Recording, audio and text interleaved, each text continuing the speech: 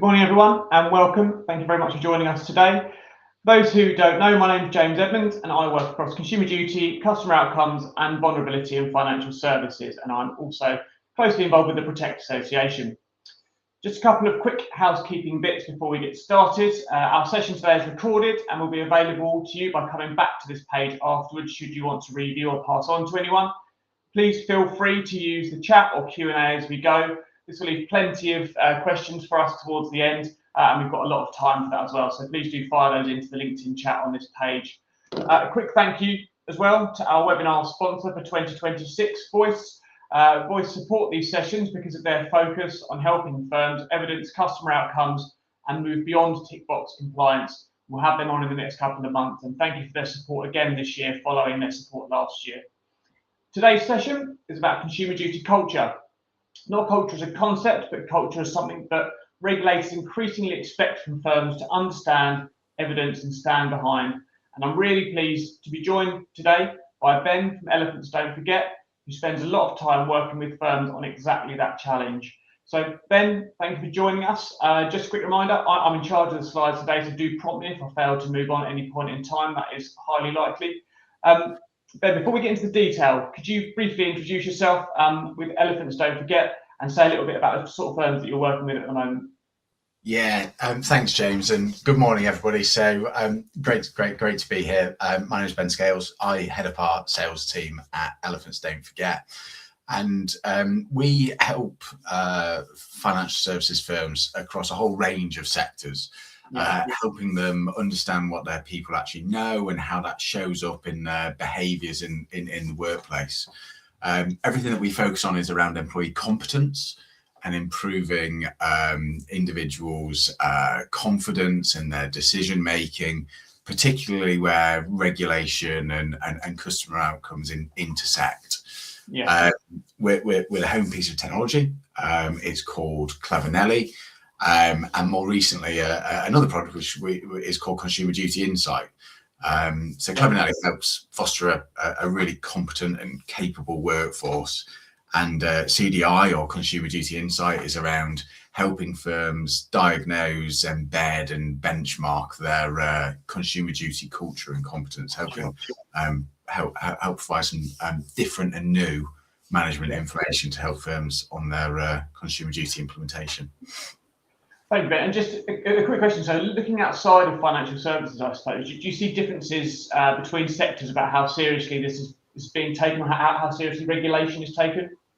I think so. I think potentially some firms are still waiting for the regulator to take more decisive action, whilst others are way more proactive and really keen to get ahead.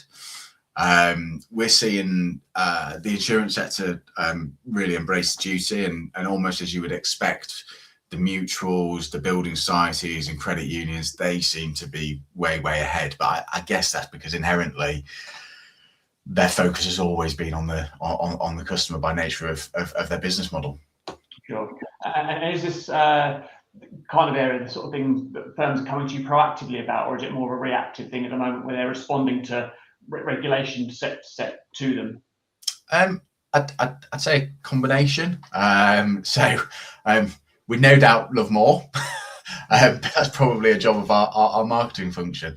But the regulator certainly is looking for firms to be more proactive, looking at where risks are within their firms. We know that the competence of employees is a core driver of those risks, particularly when you start to look at frontline employees. So again, those who are being more proactive are certainly starting to look at solutions like ours to better understand the risks associated to their people. Sure. Excellent. Okay, good stuff. So we're going to move on a little bit. So we're going to talk about why culture is now the hard part of consumer duty. So one of the things that I see again and again, Ben, I'm sure you do as well, is that the firms have done a huge amount of work on consumer duty. So it's policies, framework, governance, board reports. There's those things that compliance functions and organisations tend to fall back on to be safe, and you can understand that's where they start. But for consumer duty keynotes like me will remember that when the guidance first came around, really the main target here was a change in culture in organisations, from one that put customers and customer outcomes at the forefront of what they were attempting to achieve. So when we ask a slightly different question, I suppose, which would be along the lines of how confident are you that this is really embedded in how people think and behave within organisations, there's a bit more of a hesitation when it comes to the sort of conversations I have with a lot of companies that I speak to. So from your perspective, and elephants don't forget, why has culture become one of the most difficult parts of consumer duty for firms to evidence, you think? Yeah, I mean, what a question. I think we've got to look back to actually look forward when it comes to culture within the industry. So there's certainly some practical challenges which firms are facing. So the FCA is explicit that every firm's culture is going to be different. There's no one size fits all. They're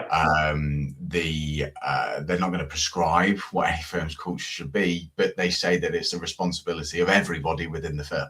Sure.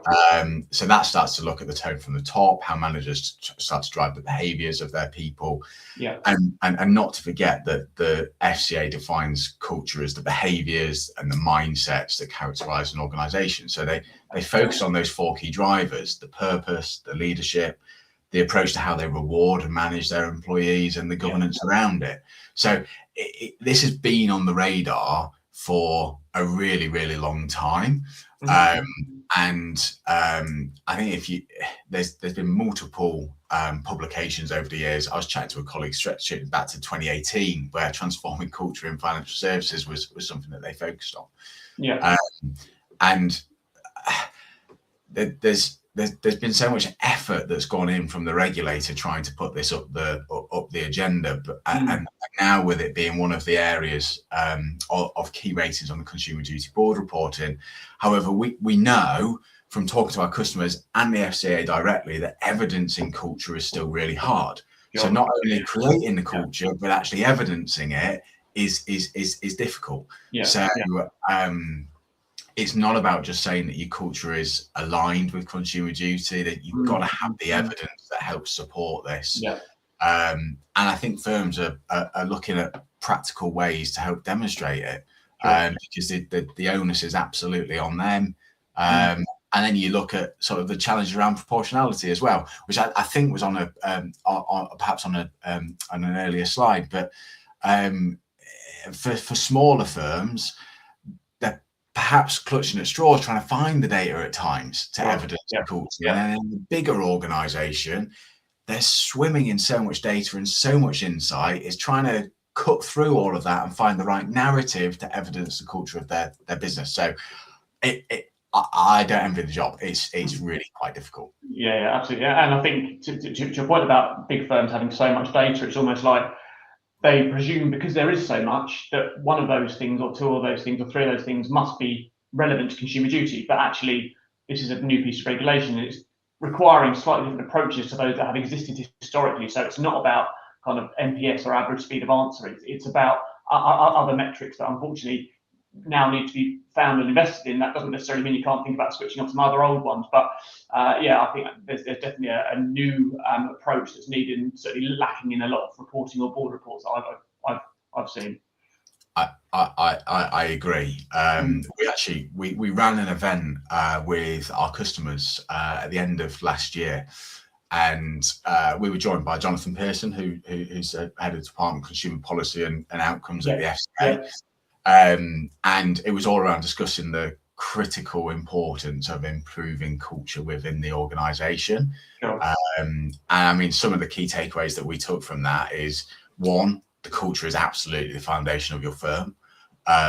Two, it's about changing mindsets at times and helping people live and breathe the duty every single day, and making sure that we're not just ticking it off the checklist of the job to do. He spoke very strongly around competence. It isn't a one-off exercise. It requires reflection. It requires a willingness to change and adapt. And it's certainly not a journey. It's certainly not a destination. It's a journey that people are going on, continuous improvement. We did a webinar a couple of days back, and I think one of the polls that we ran completely echoes all of this. That 8% felt that they had clear evidence on how the culture drives decision making and outcomes in practice. Wow. That was over 700 people. Yeah. Well, that's a decent enough sample, isn't it? That's true. And hey, look, even if it was 30%. Yeah. Such an area of challenge for firms, I think. Yeah, absolutely. Is there any way you see that you think potentially firms assume culture is stronger than it actually is? I mean, I suppose that example you've just given there suggests that unfortunately there is a acknowledgement that it's not where it needs to be. But is there anywhere else that you see in particular? Well, I think the word assume in that question is actually quite a key one. So I think it comes back to that age-old adage of you can't manage what you don't measure.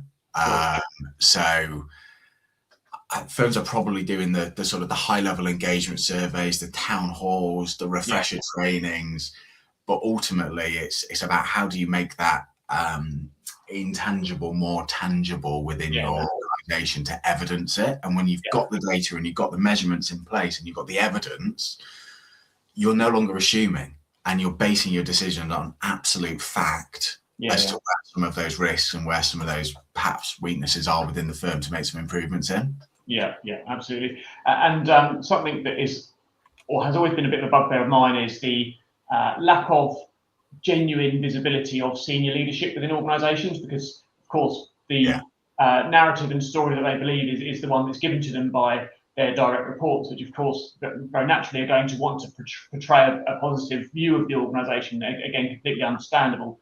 Do you see that senior leadership perceptions don't always align with the reality on the front line, and do you think that the work Elephants Don't Forget take part in can help to kind of bridge that gap for senior leaders?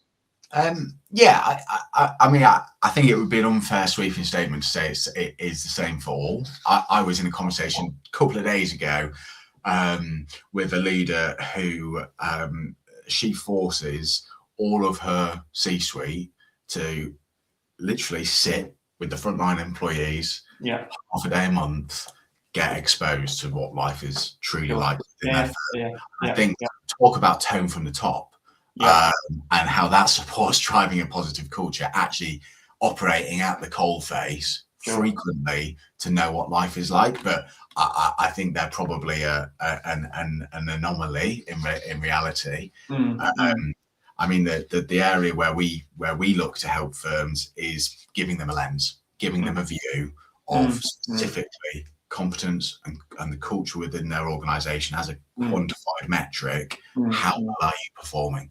Because perhaps where you can't get that close to the coalface frequently, actually you need better data, you need better evidence and MI to support your decision makings, particularly around culture, which is obviously a very absolutely. I think agents have such a tough job. They're expected to be experts in so many things, and I think helping them out, tools to do the job, is a massive improvement that companies can make. But also bringing senior leaders to the front line as far as is possible. Of course, they can't spend 45 hours a week doing it, but whether it's getting calls into the exco, or whether it's just having some sort of cycle where 1 hour every quarter they're spending it, because it's such a hard job within an organisation. So helping employees out that are on the front line is a massive improvement that organisations can make. Certainly.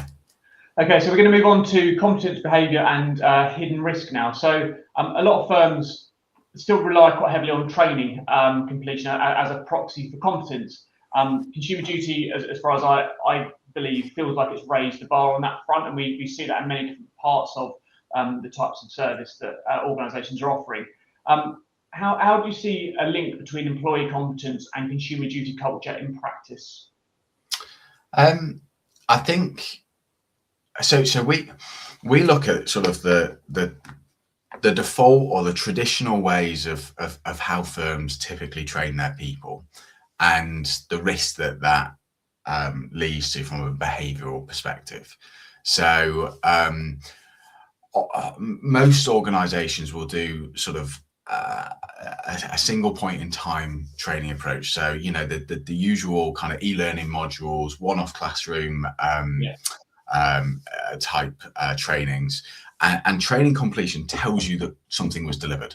However, it doesn't tell you what was retained, what was understood, how capable are people in applying this information in their role. And we so often see that people want to do the right thing. I think it's rare that people come to work to do a maliciously bad job, but perhaps they don't always feel confident enough in their understanding to act decisively and in the right ways, not through bad intent, but just uncertainty, assumptions, or maybe like outdated knowledge. And over time that absolutely impacts the culture of the organization. And the challenge with these ways of working is that it has a negative impact on the Consumer Duty culture. These themes aren't kept front of mind. You perhaps start to see fatigue within the workforce because you're delivering this information in the same ways over and over again, and it's not personalized to them. And then crucially, there's a lack of the hidden risk is a really interesting point on the top of the slide. It's the visibility of risk, which I think firms are lacking in. Again, I was speaking to somebody recently, and they were so surprised when we were able to share with them that actually your salespeople, they don't have the understanding of the products that they're selling well enough to articulate it correctly. So when you start to think about foreseeable harm, they're perhaps recommending and advising against incorrect products because they don't have the competence to be able to behave in the right way, and there's the hidden risks. Yeah, absolutely. Yeah, I mean, I think training is without question a part of the picture, but it's really not the whole picture at all. And I think traditionally it has been viewed as this sort of tick box. We've done this and we can report this, and now we can therefore evidence that our culture is good. But there are so many issues with it. Even in terms of the amount of time it can mean people spend off of the front lines. If training can take place as a part of their BAU role day to day, and it's relevant to the skills that they need and that the organisation needs to be delivering at that point in time, it seems like a much more effective way of actually delivering something like that, let alone someone might miss a day's training and then that's it for 6 months. That's not a particularly fruitful or a sensible way for an organisation to be training employees. So do you what I suppose tends to surprise firms most when they look at the competence data that you are able to show them for the first time? Well, the way that we work is we're continually reinforcing and continually assessing the competence of the individual. So whereas historically organizations were able to look at a point in time, this is the training completion data, we're able to show up to yesterday, here are the actual levels of competence across your workforce. Interestingly, when we first deploy our technology, we have a magic number, which is 54%, which is just over half of what you require your people to know to do their job competently and effectively. They do. And so I think the first thing is often surprise, and also a concern around the distribution of that knowledge and competence within the workforce as well. So particularly when you look at new members of the team versus tenured members of the team, and actually tenured are often the lowest levels of competence, which is quite interesting. They're in their old habits. They've not picked up the new ways of working, perhaps. And we know that the regulator is not going away on this. So they've consistently called out training and cultural failures and how they are interwoven with one another.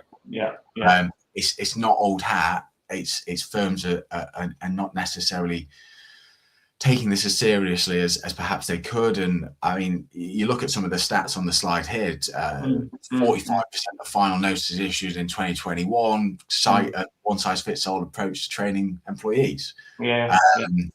That often there's limited and generic training available to employees, and it's not relevant to their job role. The number of times, James, that I sit down with organizations, they say we have this training, but it doesn't take into consideration the fact that we are a B2B2C organization. So the relevance of content is a challenge, I think, at times as well. Do you see or think there are kind of particular roles where competence or knowledge gaps matter more than others within organizations? Is frontline critically more important than functions further behind, or is there more of an even balance than people would like to admit? It's a hard question to answer, because I think the competence of any employee is key. I think the risks are perhaps greater within the front line. They are interacting with the customer day to day. That the risk associated to a lack of competence is higher based on the exposure that they have to the customer. However, we shouldn't be hiding away from the fact that if someone sits in the product team or the marketing team or any part of the business, if they are not competent to do their job, they are going to make mistakes. That's a risk. Okay. So just a quick reminder for people to put any questions into the comments on the LinkedIn page, please. And as I say, Ben and I will be able to come back to those at the end. So we're going to talk now about diagnosing culture without disrupting the business. So I suppose people listening might be thinking, we want to have insight into our culture and into our competence. We don't want to create disruption, fatigue, and other big compliance programs, something else to roll out across the organisation. How can firms begin to diagnose culture and competence in a way that feels proportionate and sustainable? So we use Consumer Duty Insight to continually diagnose and embed the duty. So it's done through asking questions of an individual. We've got a series of questions which are based on the principles of consumer duty and how well does the individual understand and operate within those. And then from a cultural perspective, what's the feeling, what's the sentiment within the workforce as to how well the organization is embracing the spirit of the duty. And what's most interesting is the ability to then be able to benchmark against the peers within the industry. So we're actually doing a twice per year benchmarking report where firms can see how they perform within their own sector, but then also how they perform against the wider market. So to your point of how do you do this in a light touch way, this is taking a minute, 2 minutes per day maximum. So it's really, really light touch. And actually what the organization sees is visibility of that principal level of how well people are, of how competent people are within the regulation, but also when we start to break it down within their own policies and procedures and ways of working as a frontline agent, for example, how well have they understood the training that they've gone through in their role in relation to duty two? And so we can start to see where those gaps are and where the risks are, fix them in the flow of the individual's work. So we guarantee that we increase the competence of the individual, and then the firm benefits from all of this data and insight to be able to evidence how effective their culture is in relation to duty. And how do you, so obviously for a frontline employee, let's say, they're told of this new tool, again, tools to do the job, which is a great assistance to them, but equally it's a new something which can be quite scary at times. How do employees typically react when this type of tool, or indeed the wider Elephants Don't Forget proposition, Clever Nelly, is introduced? I think it's always got to be the what's in it for me component. So we're a big believer in how you communicate with your workforce around both Clever Nelly and CDI is key to the success of the implementation. So they've got to understand the journey that we're going on. Again, it's a journey, it's not a destination, to go back to one of the previous slides. Where do we get to as an organisation by having a more competent and more capable workforce? What does that mean to our customers? What does it mean to our organisation? And what does it mean to me as an individual employee? So really kind of educating the individual as to why we're doing this and what's in it for us. And then also, how does this make my life easier as an agent? Well, perhaps my customer outcomes are of a higher standard. The quality of our interactions are better. I'm operating in a more, so I'm reaching my KPIs, which I no doubt care about and are measured against.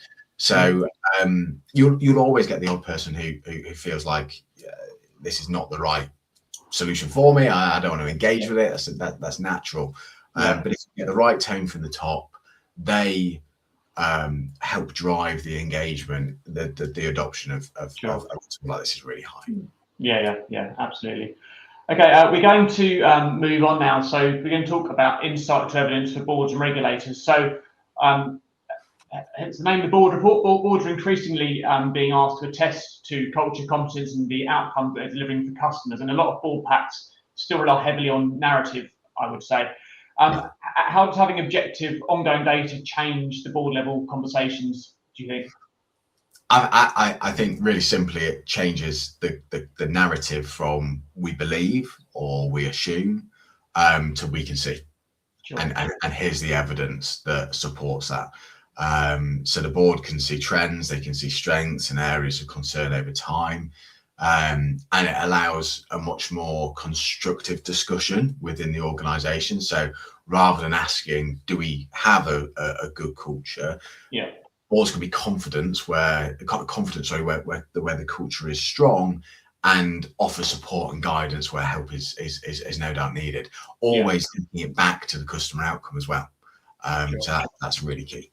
Yeah, absolutely. And I suppose giving boards or excos this information is one thing, but how do you actually see them use this kind of insight once they have it? Does it change their behaviour? Do they sort of dictate that specific projects or programs might be required, sort of different change agendas?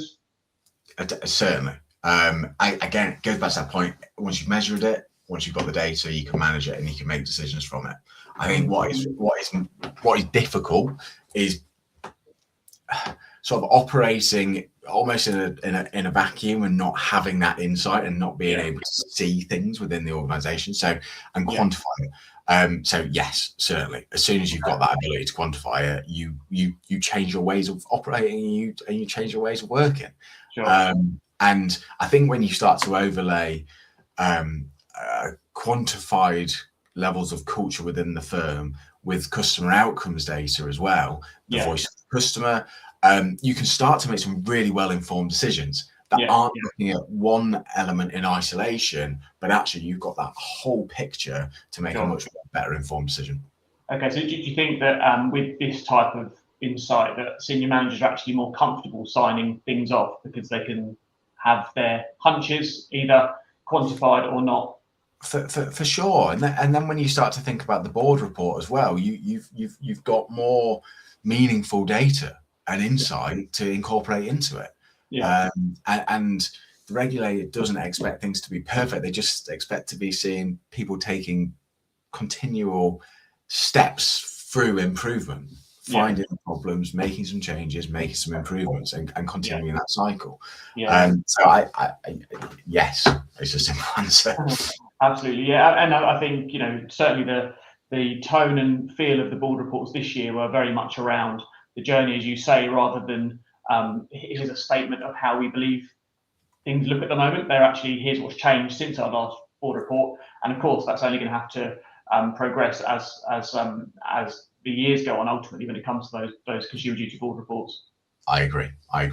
Yeah.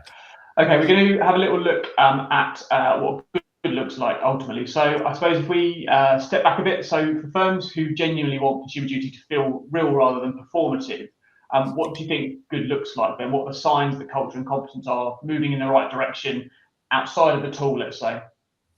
I think fundamentally good looks like consistency, and people truly understanding how in their role they need to deliver good outcomes.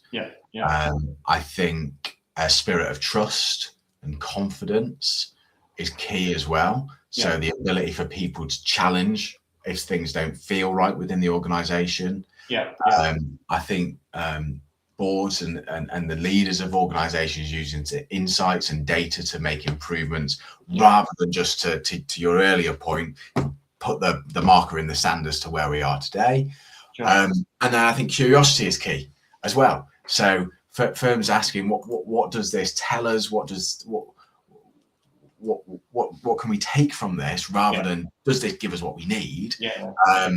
Is going to embed the consumer duty way more effectively than previous. Okay, so that's how to implement it effectively. But how long do you think that might realistically take to see meaningful change? Is it something that can happen quite quickly, or is it something that takes a bit more time than that? Candidly, I think it's how much of a priority people place upon it. I think there is a challenge around scale of organisation, of course. Those who are much larger, you've got a bigger ship to turn. But equally, you would expect and hope that they've got the resources available to help enable those plays if they deem them important enough. I also think that it isn't something that happens overnight. It's gradual. And I'm sure most on this session are familiar with the change cycle. And you're going to go through it. But I think firms are already on this journey, so I don't think it's like we're starting from a cold start. I think we're well beyond that. And for me, it's about continual iterations, continual improvements, and you may never get to the end of your journey, but you just continue getting better. Yeah, absolutely. So another question for me, if that's right. So I tend to crudely bucket firms into sort of three categories of get it and are doing as much as they can and are beginning to do quite well at it or are doing well at it. Firms that want to do something but aren't quite sure where to start, and then organisations who aren't trying to do much and aren't really that interested in it. So how long does it realistically take for, I suppose, firms that are early on in their journey, so they know they want to do something but they aren't quite sure where to start? What do you say to those firms that want to get on board but again might need a bit of guidance in the first instance? In terms of their consumer duty implementation and the journey to having a great culture, or in relation to what specifically? So in relation to, I suppose, positively interacting with the regulatory change that consumer duty is and wanting to do the right thing and to demonstrate that they're doing the right thing. I think you've got to look at reasonable steps to help get you going first and foremost. So what is the plan? where do we foresee ourselves being in 3 months, 6 months, 9 months, 12 months time? Break it down. How aware are people within the organization, first and foremost? So if there's a low level of awareness and drive around it, that needs to change. Who's responsible as well, and that can't just sit with one person. It should sit with a multitude of individuals. One thing that I've seen really effective is kind of getting those mini consumer duty champions within the organization as well, at a functional level. If it's a large firm, maybe at an office level as well. So you've got those kind of individuals who are driving it from within, as opposed to it feeling like it's coming down from the top. But I think to summarize, it's what's reasonable. Where do you want to get to, and what are the steps to help get you there, and how do you utilize your people as your biggest asset and tool to enable you to do that? And that doesn't just look to a compliance function. It shouldn't just be the board. It needs to be champions throughout the business to help take you on that journey. I understand. Okay, thank you, Ben. So we're going to move on to questions from the audience. We've got a couple of comments, so I'll read these out if we can bring those up as well. So Nicholas Hargrave says, frontline colleagues are clearly an essential part of the overall competency. However, much more is delivered digitally and through automation. It's essential that customer understanding is assessed and reported for digital journeys and insight acted upon, assuming a journey is fit for purpose because all of the detail is highlighted appropriately. It's as flawed as the point-in-time training of staff being a proxy for competence. More of a comment than a question, but any responses to that? I'm just rereading, James. Sorry. Okay, no worries. Just while we are rereading that, please do remember to put forward any other questions that you might want to. Customer understanding it being assessed and reported for is important. I think it's also very hard as well. Some of the conversation that I'm hearing is, how can you effectively measure customer understanding? Because and how do you effectively measure that across all of your customer types? So some are much easier, but perhaps those with the greatest levels of vulnerability maybe a bit harder, for example. It's a difficult measurement to make. And I also think one of the other really difficult measures to make at the moment as well is the customer outcome.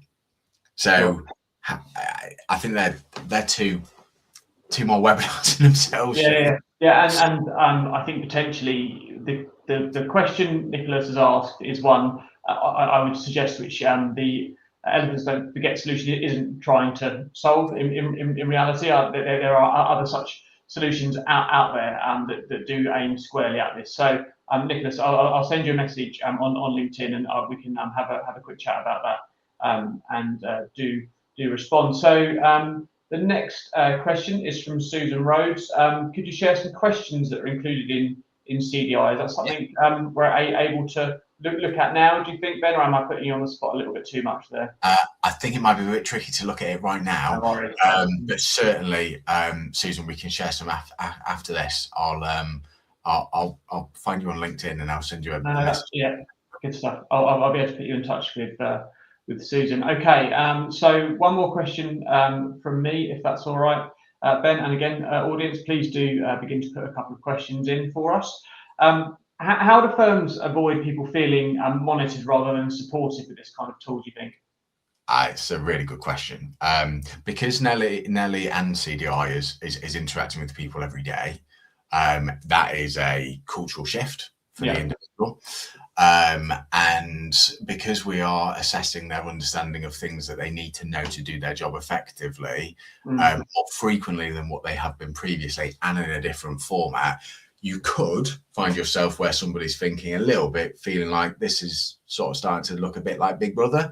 It's really easily fixed, and actually not even fixed, avoided.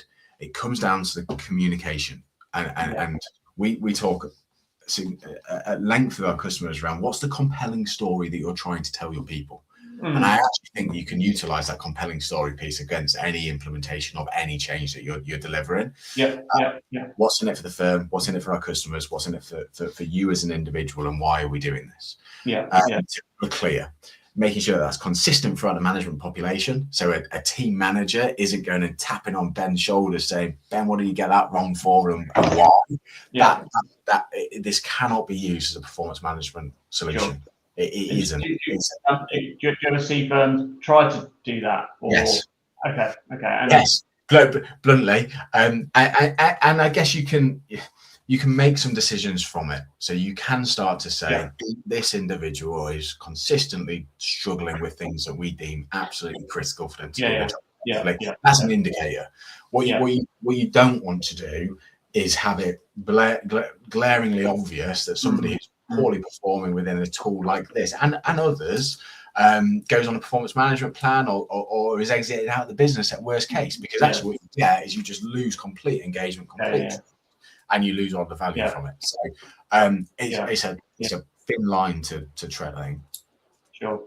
Okay, thank you, Ben. So in the absence of any more questions, Ben, I have one remaining question you'll be pleased to hear. So we always like to, on the Protect webinars, ensure that people have a takeaway or two that they can implement within their business right away. So for firms preparing for their next board report, is there one thing you can think of that they could do differently now?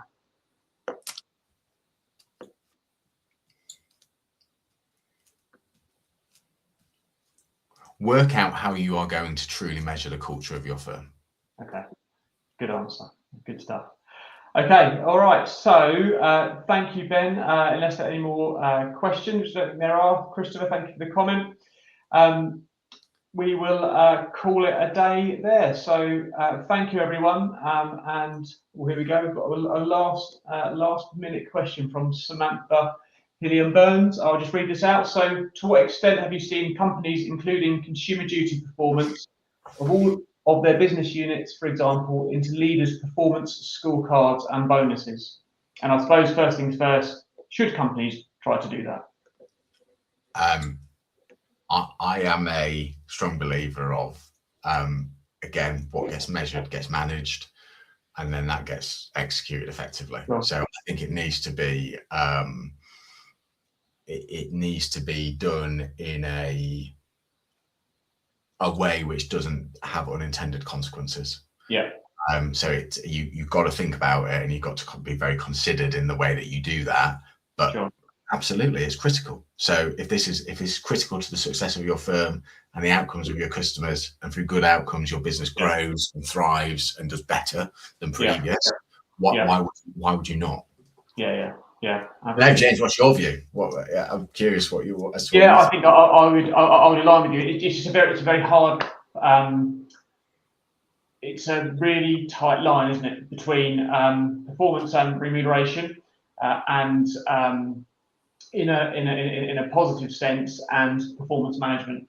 And I think that organisations need to, when it comes to something like performance management, always ensure that it's a fully informed conversation, never directed by one particular metric or view of what is driving good or bad performance. But for me, this type of information and insight is what should be driving remuneration and performance now, rather than more historical metrics focused around commercials solely, for example, or efficiency. I think we need to move to a much more a quality-based view where it is better outcomes for customers, and that can be evidenced against specific functions and individuals where possible. I appreciate I'm a bit of a sort of customer experience purist at heart, but for me, organisations that have that genuine customer care at their core, where delivering good outcomes is just a part of what they do,